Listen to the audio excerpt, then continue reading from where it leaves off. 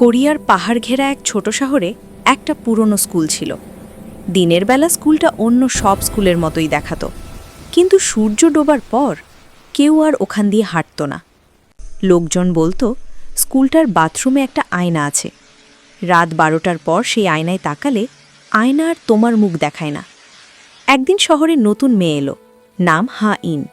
সেই গল্পগুলো বিশ্বাস করত না। তার কাছে এগুলো ছিল শুধু পুরনো মানুষের বানানো ভয়।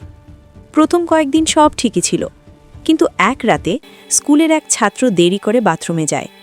মুখে পানি দিতে দিতে সে লক্ষ্য করে আয়নায় তার পেছনে কেউ দাঁড়িয়ে আছে। সে ঘুরে তাকায়, কেউ নেই। আবার আয়নার দিকে তাকাতেই সে দেখতে পায় একটা মেয়ে, স্কুল ইউনিফর্ম পরা, চুল মুখ ঢেকে রেখেছে, আর তার ঠোঁট নড়ছে। পরদিন সকালে সেই ছাত্রকে পাওয়া যায় বাথরুমে দাঁড়ানো অবস্থায়, চোখ খোলা, কিন্তু প্রাণ নেই। এরপর থেকে ঘটনাগুলো একের পর এক ঘটতে থাকে।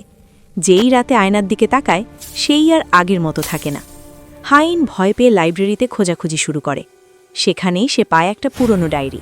ডায়েরির পাতাগুলোতে শুধু একটাই নাম বারবার লেখা, সুইয়ন। ডায়েরিতে লেখা ছিল, সুইয়ন ছিল খুব শান্ত মেয়ে। সে কথা কম বলতো, কারো সঙ্গে ঝগড়া করত না। এই কারণেই সবাই তাকে দুর্বল ভেবেছিল। একদিন কয়েকজন ছাত্র আর একজন শিক্ষক মিলে তাকে বাথরুমে আটকে দেয়। তারা দরজা বন্ধ করে আয়নার সামনে দাঁড় করিয়ে রেখে চলে যায়। সুইয়ন সারা রাত দরজায় ধাক্কা দেয়, কাঁদে, কিন্তু কেউ আসে না। ভোরের আগে ঠান্ডায় আর ভয়ে সে আয়নার সামনে বসেই মারা যায়। মরার আগে সে শুধু একটাই কথা বলেছিল, যারা আমাকে দেখেও মুখ ফিরিয়ে নিয়েছিল, আমি তাদের সবাইকে আবার দেখব। সেদিন থেকেই আয়নাটা বদলে যায়। হাইন বুঝতে পারে এই আত্মা মুক্তি চায় না, সে চায় সবাই যেন তাকে দেখে। এক রাতে হাইন একা বাথরুমে যায়। আয়নার সামনে দাঁড়িয়ে সে বলে, আমি তোমাকে দেখছি। আয়নায় প্রথমবার সুইয়নের মুখ পরিষ্কার দেখা যায়। চোখে রাগ নেই, শুধু গভীর কষ্ট। হাইন হাত দিয়ে আয়নায় আঘাত করে। আয়নাটা ভেঙে টুকরো টুকরো হয়ে যায়। একটা ঠান্ডা বাতাস বয়ে যায় স্কুল জুড়ে। সেদিনের পর আর কোনো মৃত্যু হয়নি। স্কুলটা আবার স্বাভাবিক হয়ে যায়। অনেক দিন পরে হাইন নতুন শহরে চলে যায়। নতুন জীবন, নতুন ঘর।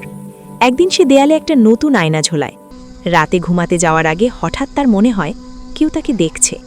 সে আয়নার দিকে তাকায়। আয়নায় তার পেছনে একটা ছায়া দাঁড়িয়ে, আর কানে ভেসে আসে এক পরিচিত কণ্ঠ। আত্মাটা তাকে দেখে বলে, তুমি কখনোই এই মৃত্যু থামাতে পারবে মা।